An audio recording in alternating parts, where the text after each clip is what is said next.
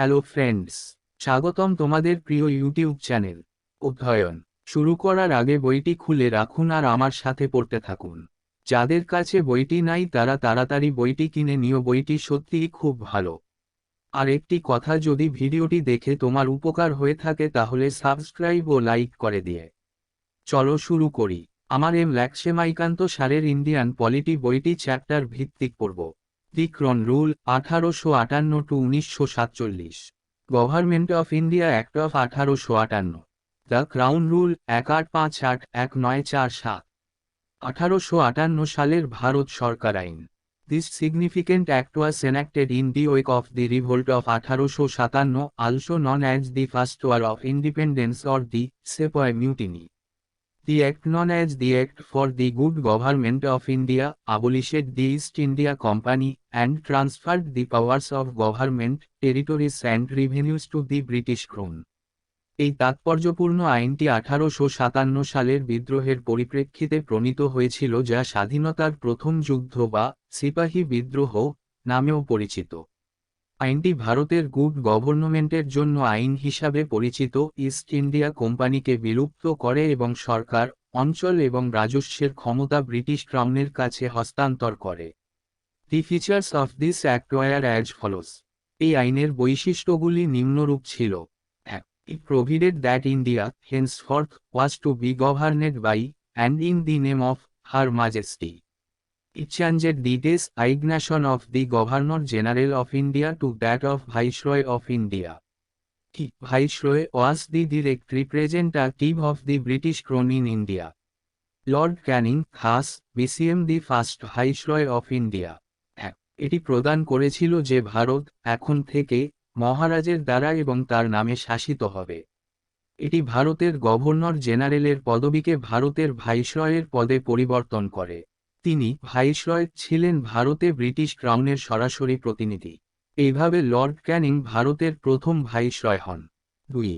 It ended the system of double government by abolishing the Board of Control and Court of Directors. 2. এটি board of control এবং court of ডিরেক্টরসকে বিলুপ্ত করে দ্বৈত সরকারের ব্যবস্থার অবসান ঘটায়। 3. It created a new office, Secretary of State for India, vested with complete authority and control over Indian administration. The Secretary of State was a member of the British Cabinet and was responsible ultimately to the British Parliament. 3. এটি একটি নতুন office তৈরি করেছে, ভারতের জন্য secretary of state, ভারতীয় প্রশাসনিক ব্যবস্থার উপর সম্পূর্ণ কর্তৃত্ব এবং নিয়ন্ত্রণের সাথে ন্যস্ত। সেক্রেটারি অফ স্টেট ছিলেন ব্রিটিশ ক্যাবিনেটের সদস্য এবং শেষ পর্যন্ত ব্রিটিশ পার্লামেন্টের কাছে দায়বদ্ধ ছিলেন। 4. এটি এস্টাবলিশেড এ 15-member council of India two assist the secretary of state for India.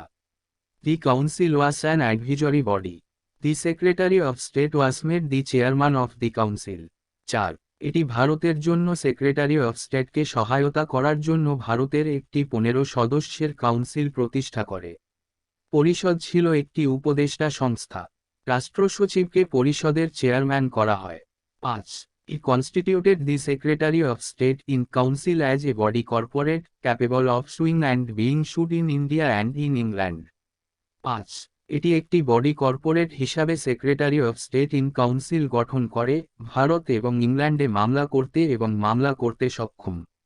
The act of 1858 was, however, largely confined to the improvement of the administrative machinery by which the Indian government was to be supervised and controlled in England. It did not alter in any substantial way the system of government that prevailed in India.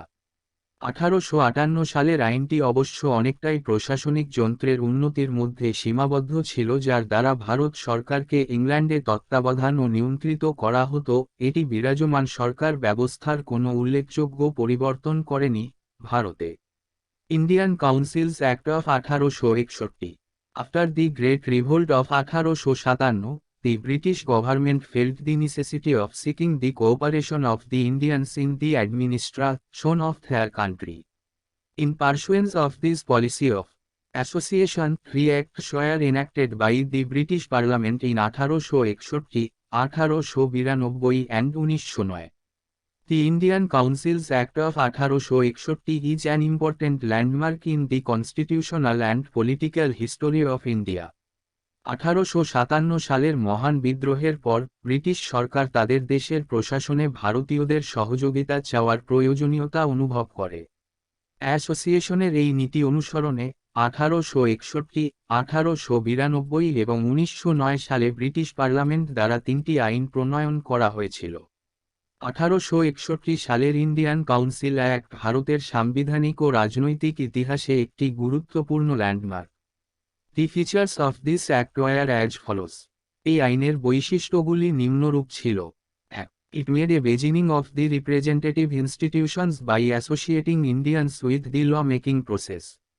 It thus provided that the Viceroy should nominate some Indians as non-official members of his expanded council. In 1862, Lord Canning, the then Viceroy, nominated 3 Indians to his legislative council: the Raja of Benaras, the Maharaja of Peshiala and Shir Dinkar Rao. এটি ভারতীয়দের আইন প্রণয়নের প্রক্রিয়ার সাথে যুক্ত করে প্রতিনিধিত্বমূলক প্রতিষ্ঠানের সূচনা করেছে।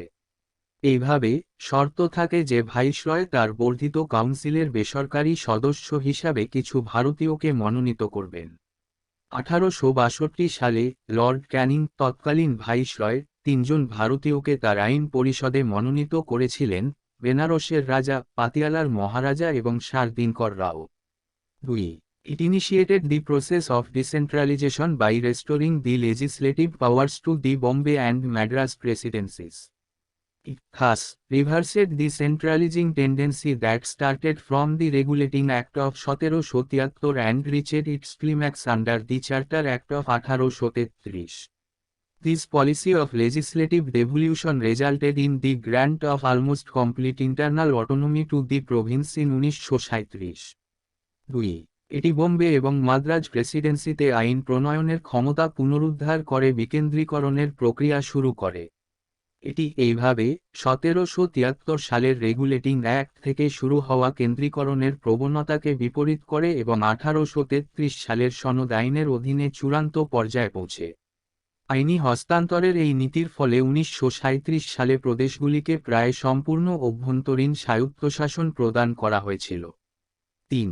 It also provided for the establishment of new legislative councils for Bengal, North Western Province and Punjab, which were established in 1862, 1886 and 1897, respectively. 3. এটি বাংলা, উত্তর পশ্চিম প্রদেশ এবং পাঞ্জাবের জন্য নতুন আইন পরিষদ প্রতিষ্ঠার ব্যবস্থাও করেছিল, যা যথাক্রমে 1862, 1886 এবং 1897 সালে প্রতিষ্ঠিত হয়েছিল। 4. It empowered the Viceroy to make rules and orders for the more convenient transaction of business in the council. It also gave a recognition to the portfolio system introduced by Lord Canning in 1859. Under this, a member of the Viceroy's council was made in charge of one or more departments of the government and was authorized to issue final orders on behalf of the council on matters of his department. 4. এটি ভাইসরয়কে কাউন্সিলে ব্যবসার আরও সুবিধাজনক লেনদেনের জন্য নিয়ম ও আদেশ প্রণয়নের ক্ষমতা দেয়। এটি 1859 সালে লর্ড ক্যানিং কর্তৃক প্রবর্তিত পোর্টফোলিও পদ্ধতির স্বীকৃতিও দেয়।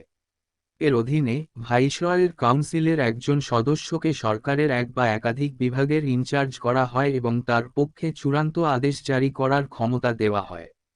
তার বিভাগের গুলি বিষয়ে কাউন্সিলের। 5. It empowered the Viceroy to issue ordinance without the concurrence of the Legislative Council during an emergency. The life of such an ordinance was 6 months. 5. এটি ভাইসরয়কে জরুরি অবস্থার সময় আইন পরিষদের সম্মতি ছাড়াই অধ্যাদেশ জারি করার ক্ষমতা দেয়। এমন একটি অধ্যাদেশের আয়ু ছিল 6 মাস। Indian councils act of 1892. The features of this act were as follows. 1892 সালের ভারতীয় কাউন্সিল আইন।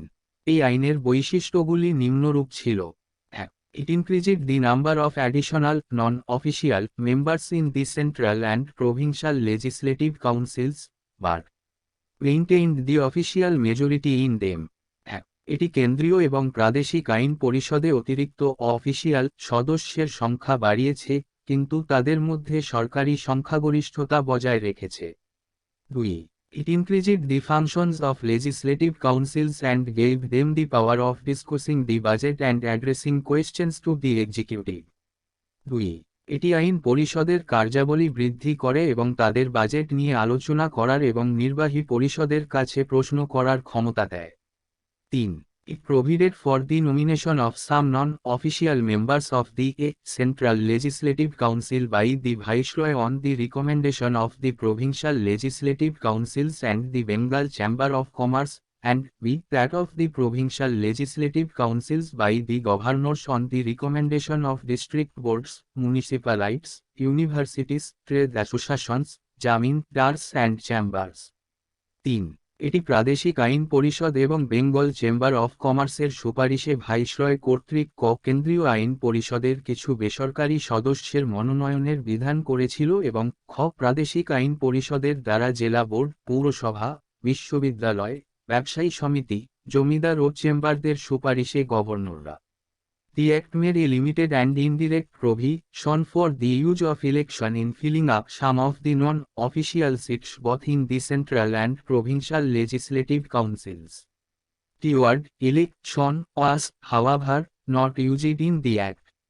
The process was described as nomination made on the recommendation of certain bodies. আইনটি কেন্দ্রীয় এবং প্রাদেশিক আইন পরিষদ উভয় ক্ষেত্রেই কিছু বেসরকারি আসন পূরণে নির্বাচন ব্যবহারের জন্য সীমিত এবং পরোক্ষ বিধান তৈরি করেছে। যদিও এই আইনে নির্বাচন শব্দটি ব্যবহার করা হয়নি, প্রক্রিয়াটিকে নির্দিষ্ট সংস্থার সুপারিশের ভিত্তিতে মনোনয়ন হিসাবে বর্ণনা করা হয়েছিল। Indian councils act of 1909।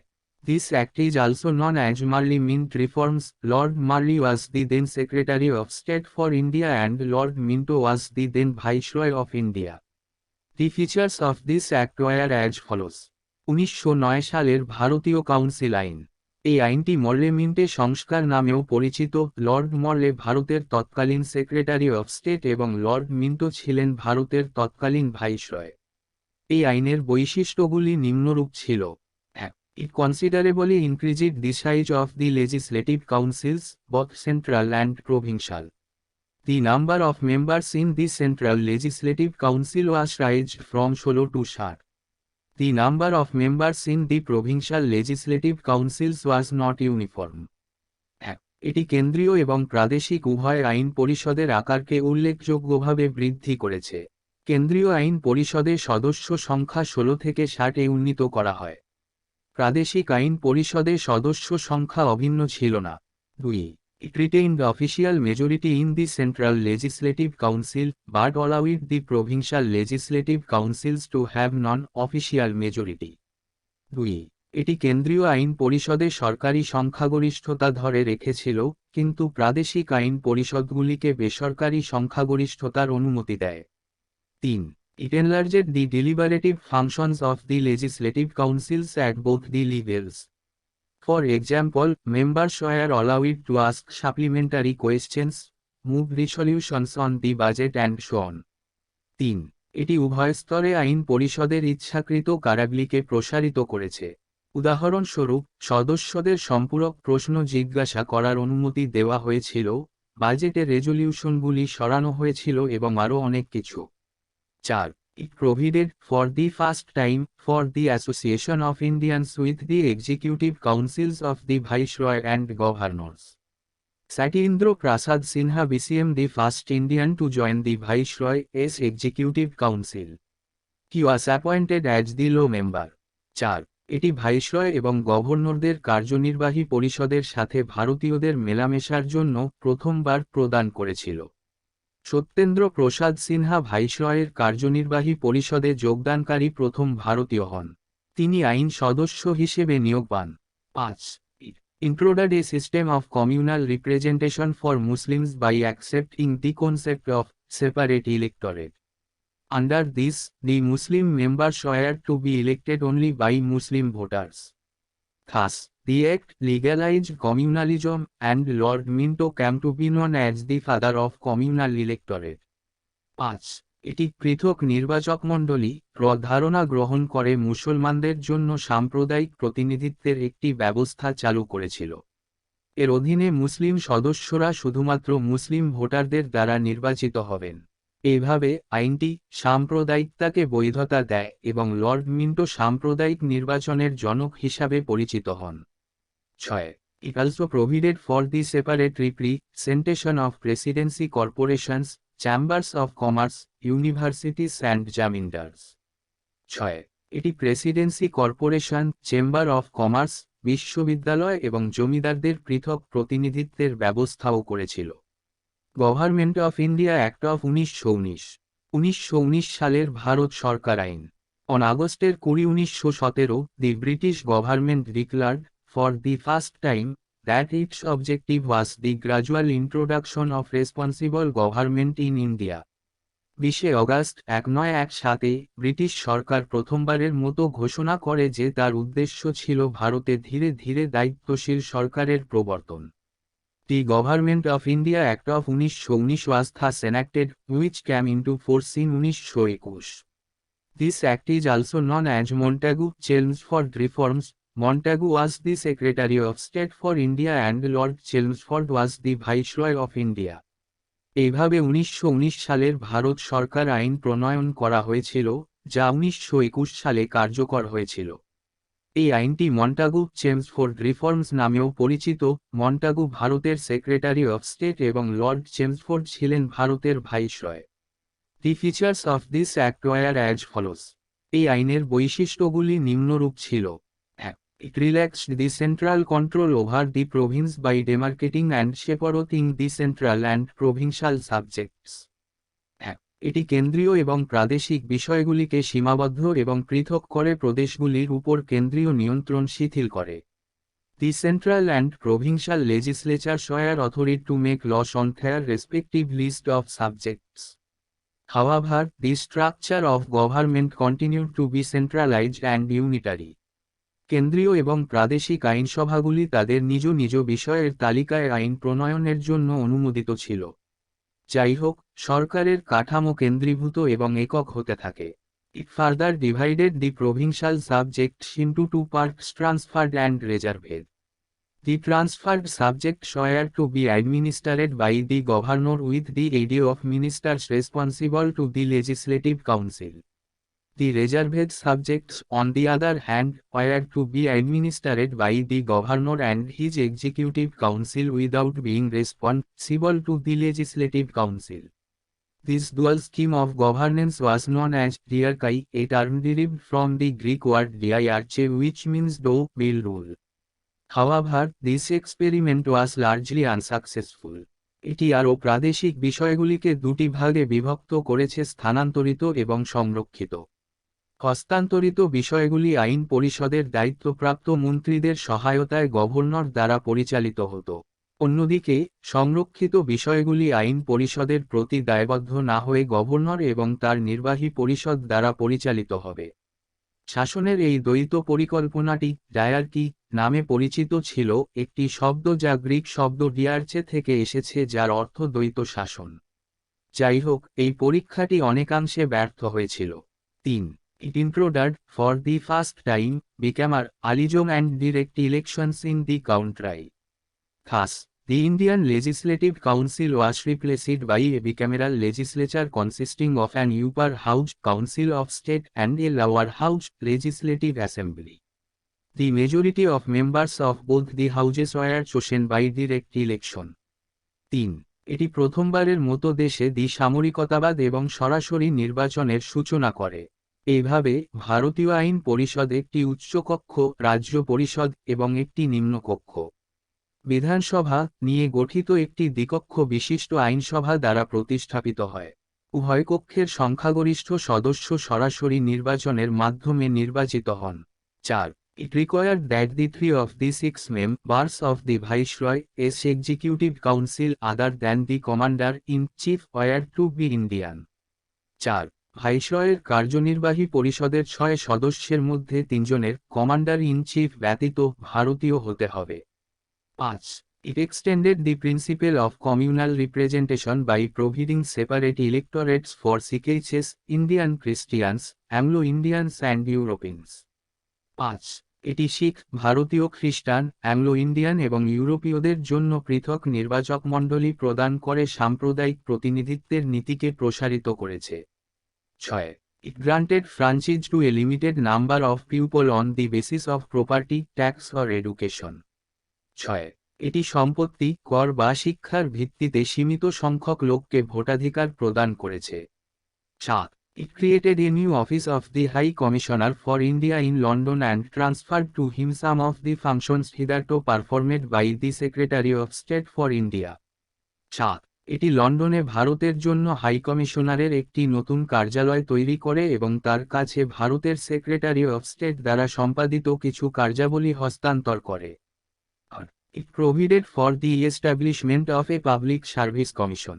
Hence, a central public service commission was set up in 1926 for recruiting civil servants. এটি একটি পাবলিক সার্ভিস কমিশন প্রতিষ্ঠার ব্যবস্থা করেছে। তাই বেসামরিক কর্মচারীদের নিয়োগের জন্য 1926 সালে একটি কেন্দ্রীয় পাবলিক সার্ভিস কমিশন গঠন করা হয়েছিল। 9. It separated, for the first time, provincial budgets from the central budget and authorized the provincial legislatures to enact their budgets. 9. এটি প্রথমবারের মতো প্রাদেশিক বাজেটগুলিকে কেন্দ্রীয় বাজেট থেকে আলাদা করে এবং প্রাদেশিক আইনসভাগুলিকে তাদের বাজেট প্রণয়ন করার ক্ষমতা দেয়। 10. It provided for the appointment of a statutory commission to inquire into and report on its working after 10 years of its coming into force. 10. এটি কার্যকর হওয়ার 10 বছর পরে তদন্ত এবং প্রতিবেদন দেওয়ার জন্য একটি সংবিধিবদ্ধ কমিশন নিয়োগের ব্যবস্থা করেছিল। Simon commission. In November 1927 itself, 2 years before this schedule, the British government announced the appointment a 7-member statutory commission under the chairmanship of Sir John Simon to report on the condition of India under its new constitution. All the members of the commission were British and hence, all the parties boycotted the commission. The commission submitted its report in 1930 and recommended the abolition of diarchy, extension of responsible government in the province, establishment of a federation of British India and princely states, continuation of communal electorate and so on. To consider the proposals of the commission, the British government convened 3 round-table conference of the representatives of the British government, British India and Indian princely states. On the basis of these discussions, a white paper on constitutional reforms was prepared and submitted for the consideration of the Joint Select Committee of the British Parliament. The recommendations of this committee were incorporated with certain changes in the next Government of India Act of 1935. Simon commission. 1927 সালের নভেম্বরে অর্থাৎ তফসিলের 2 বছর আগে, British সরকার তার নতুন সংবিধানের অধীনে ভারতের অবস্থা সম্পর্কে রিপোর্ট করার জন্য স্যার জন সাইমনের সভাপতিত্বের একটি 7 সদস্যের সংবিধিবদ্ধ কমিশন নিয়োগের ঘোষণা দেয়। কমিশনের সকল সদস্য ব্রিটিশ ছিলেন তাই সকল দল কমিশন বয়কট করে। কমিশন 1930 সালে তার রিপোর্ট পেশ করে এবং রাজতন্ত্রের বিলুপ্তি, প্রদেশগুলিতে দায়িত্বশীল সরকারের সম্প্রসারণ, ব্রিটিশ ভারত ও রাজ্যের একটি ফেডারেশন প্রতিষ্ঠা, সাম্প্রদায়িক নির্বাচকমণ্ডলীর ধারাবাহিকতা ইত্যাদির সুপারিশ করে। কমিশনের প্রস্তাবগুলি বিবেচনা করার জন্য ব্রিটিশ সরকার, ব্রিটিশ ভারত এবং ভারতীয় রাজ্যগুলির প্রতিনিধিদের 3টি গোলটেবিল সম্মেলন আহ্বান করে। এই আলোচনার ভিত্তিতে একটি সাংবিধানিক সংস্কার সংক্রান্ত শ্বেতপত্র প্রস্তুত করা হয় এবং ব্রিটিশ পার্লামেন্টের জয়েন্ট সিলেক্ট কমিটির বিবেচনার জন্য পেশ করা হয়। এই কমিটির সুপারিশগুলি 1935 সালের পরবর্তী ভারত সরকার আইনে কিছু পরিবর্তন সহ অন্তর্ভুক্ত করা হয়েছিল। কমিউনাল অ্যাওয়ার্ড, সাম্প্রদায়িক পুরস্কার। In August 1932, Ramsay MacDonald, the British Prime Minister, announced a scheme of representation of the minorities, which came to be known as the Communal Award. The award not only continued separate electorates for the Muslims, CHs, Indian Christians, Anglo-Indians and Europeans but also extended it to the depressed classes, scheduled castes. Gandhiji was distressed over this extension of the principle of communal representation to the depressed classes and undertook fast unto death in Yerwada jail Pune to get the award modified. At last, there was an agreement between the leaders of the Congress and the depressed classes. The agreement, known as Pune Pact, retained the Hindu joint electorate and gave reserved seats to the depressed classes. 1932 সালের আগস্টে British প্রধানমন্ত্রী রামসে McDonald সংখ্যালঘুদের প্রতিনিধিত্বের একটি পরিকল্পনা ঘোষণা করেন, যা সাম্প্রদায়িক পুরস্কার নামে পরিচিত হয়। পুরস্কারটি শুধুমাত্র মুসলিম, শিখ, ভারতীয় খ্রিস্টান, অ্যাংলো ইন্ডিয়ান এবং ইউরোপীয়দের জন্য পৃথক নির্বাচকমণ্ডলীকে অব্যাহত রাখে না, বরং এটি বিষণ্ণ শ্রেণীতে তফসিলি জাতি প্রসারিত করে। হতাশাগ্রস্ত শ্রেণীতে সাম্প্রদায়িক প্রতিনিধিত্বের নীতির এই সম্প্রসারণে গান্ধীজি ব্যথিত হয়েছিলেন এবং পুরস্কারটি সংশোধন করার জন্য ইয়েরওয়াদা জেলে পুনা আমরণ অনশন করেন। শেষ পর্যন্ত কংগ্রেসের নেতাদের এবং হতাশাগ্রস্ত শ্রেণীর মধ্যে একটি চুক্তি হয়েছিল। পুনা চুক্তি নামে পরিচিত চুক্তিটি হিন্দু যৌথ নির্বাচকমণ্ডলীকে ধরে রাখে এবং হতাশ শ্রেণীকে সংরক্ষিত আসন দেয়। Government of India act of 1935। 1935 সালের ভারত সরকার আইন। The act marked a second milestone towards a completely responsible government in India. It was a lengthy and detailed document having 321 sections and 10 schedules. এই আইনটি ভারতে সম্পূর্ণ দায়িত্বশীল সরকারের দিকে দ্বিতীয় মাইল ফলক হিসেবে চিহ্নিত। এটি একটি দীর্ঘ এবং বিশদ নথি ছিল যার 321টি বিভাগ এবং 10টি তফসিল রয়েছে। The features of this act were as follows. এই আইনের বৈশিষ্ট্যগুলি নিম্নরূপ ছিল: It provided for the establishment of an all-India federation consisting of province and princely states as units. The Act divided the powers between the centre and units in terms of 3 lists: federal list for centre, with 59 items, provincial list for province, with 54 items, and the concurrent list for both, with 36 items.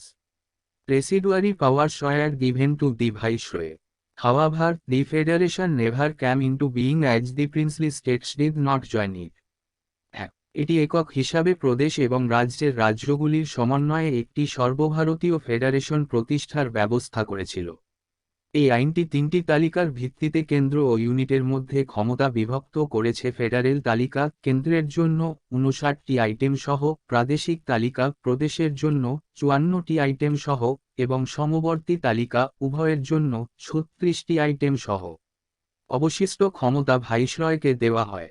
যাই হোক, federation কখনোই অস্তিত্বে আসেনি কারণ রাজ্যগুলো এতে যোগ দেয়নি। 2. It abolished diarchy in the province and introduced provincial autonomy in its place. The province were allowed to act as autonomous units of administration in their defined spheres. Moreover, the Act introduced responsible governments in province, that is, the governor was required to act with the advice of ministers responsible to the provincial legislature. This came into effect in 1937 and was discontinued in 1939.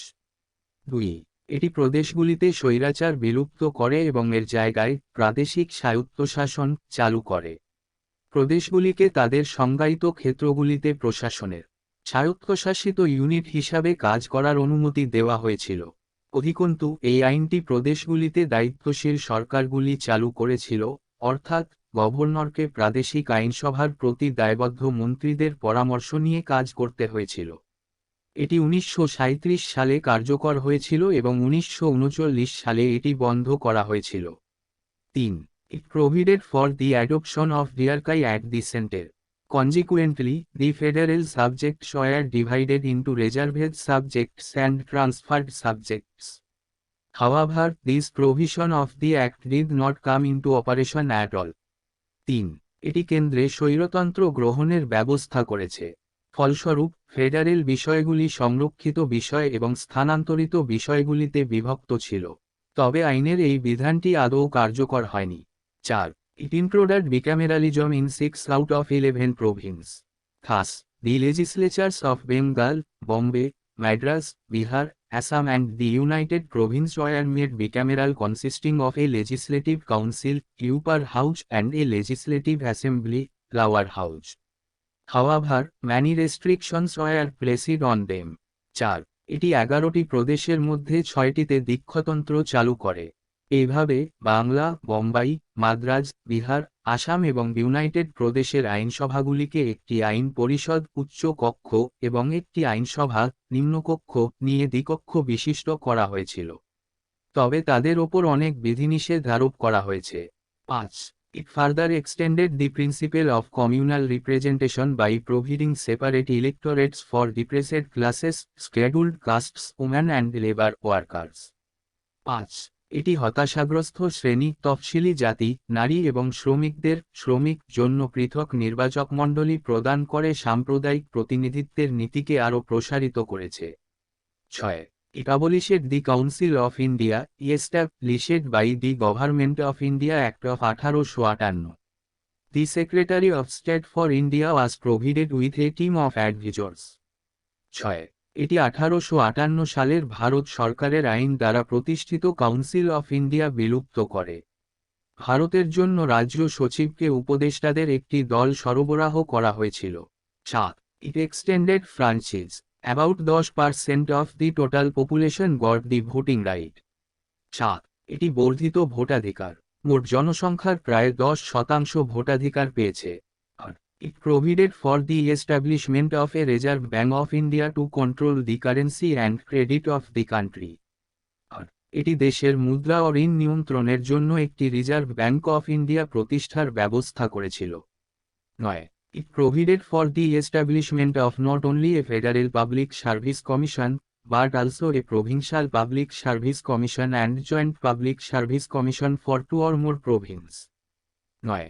এটি শুধুমাত্র একটি federal public service commission নয়, 2 বা ততোধিক প্রদেশের জন্য একটি প্রাদেশিক পাবলিক সার্ভিস কমিশন এবং জয়েন্ট পাবলিক সার্ভিস কমিশন প্রতিষ্ঠার ব্যবস্থা করেছে। 10. It provided for the establishment of a federal court which was set up in 1937. 10. এটি একটি ফেডারেল আদালত প্রতিষ্ঠার জন্য প্রদান করে, যা 1937 সালে প্রতিষ্ঠিত হয়েছিল।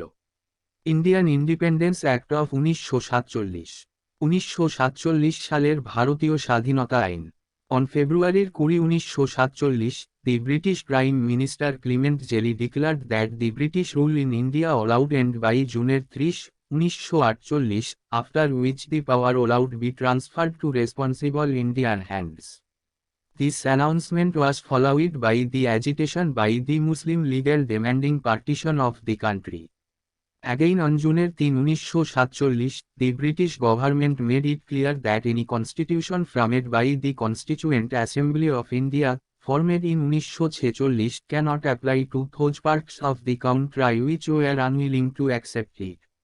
On this same day, June 3, 1947, Lord Mountbatten, the Viceroy of India, put forth the partition plan, known as the Mountbatten Plan.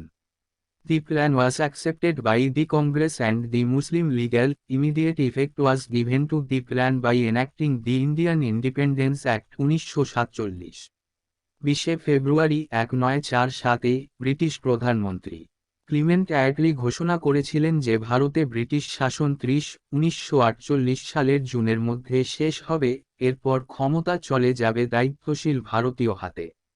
দেশভাগের দাবিতে মুসলিম লীগের আন্দোলনের পর এই ঘোষণা দেওয়া হয়।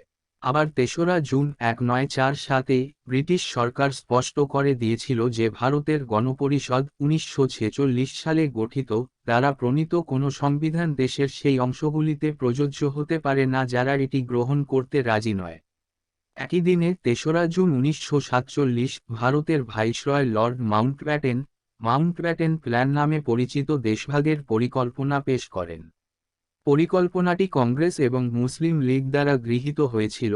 ভারতীয় স্বাধীনতা আইন প্রণয়নের মাধ্যমে পরিকল্পনাটি অবিলম্বে কার্যকর করা হয়েছিল। 1947। The features of this act were as follows. এই আইনের বৈশিষ্ট্যগুলি নিম্নরূপ ছিল: 1. It ended the British rule in India and declared India as an independent and sovereign state from August 15, 1947. 1. এটি ভারতে ব্রিটিশ শাসনের অবসান ঘটায় এবং 15 আগস্ট 1947 থেকে ভারতকে একটি স্বাধীন ও সার্বভৌম রাষ্ট্র হিসাবে ঘোষণা করে। 2. It provided for the partition of India and creation of two independent dominions of India and Pakistan with the right to secede from the British Commonwealth. 2. এটি ভারত বিভাজন এবং ব্রিটিশ কমনওয়েলথ থেকে বিচ্ছিন্ন হওয়ার অধিকার সহ ভারত ও পাকিস্তানের দুটি স্বাধীন আধিপত্য তৈরির ব্যবস্থা করেছিল। 3. It abolished the office of Viceroy and provided, for each dominion, a Governor General, who was to be appointed by the British King on the advice of the Dominion Cabinet.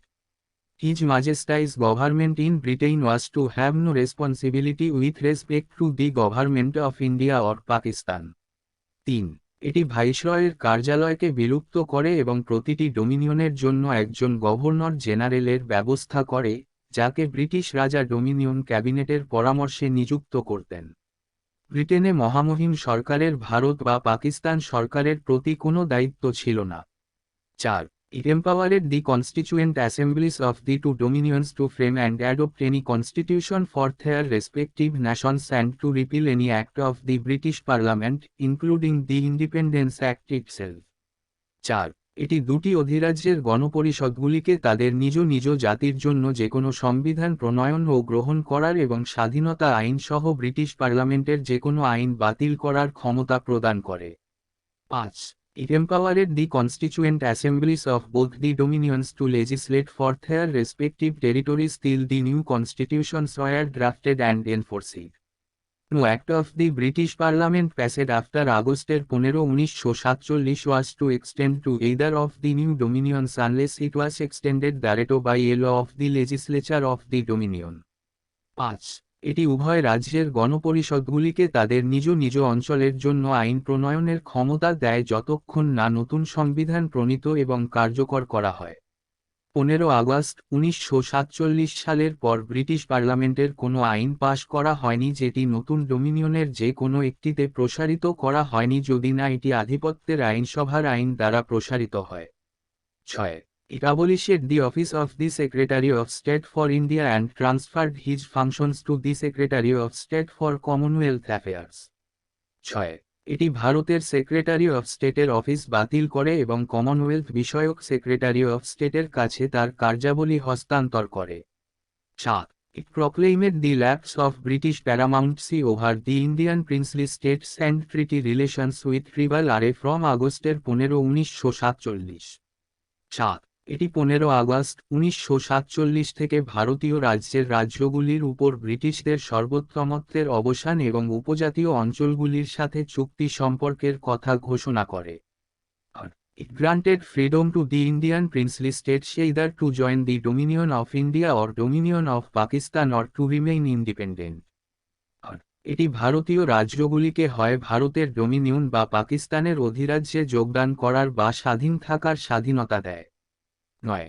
It provided for the governance of each of the dominions and the province by the Government of India Act of 1935 till the new constitutions were framed. The dominions were however authorized to make modifications in the Act. 9. এটি 1935 সালের ভারত সরকার আইন দ্বারা প্রতিটি অধিরাজ্য এবং প্রদেশের শাসনের জন্য প্রদান করে, যতক্ষণ না নতুন সংবিধান প্রণীত হয়। যদিও আধিপত্যগুলি আইনে পরিবর্তন করার জন্য অনুমোদিত ছিল। 10. It deprived the British monarch of his right to veto bills or ask for reservation of certain bills for his approval. But this right was reserved for the Governor General. The Governor General allowed have full power to assent to any bill in the name of His Majesty. 10. এটি British রাজাকে তার বিল veto করার অধিকার থেকে বঞ্চিত করেছিল বা তার অনুমোদনের জন্য নির্দিষ্ট বিল সংরক্ষণের জন্য অনুরোধ করেছিল। কিন্তু এই অধিকার গভর্নর জেনারেলের জন্য সংরক্ষিত ছিল।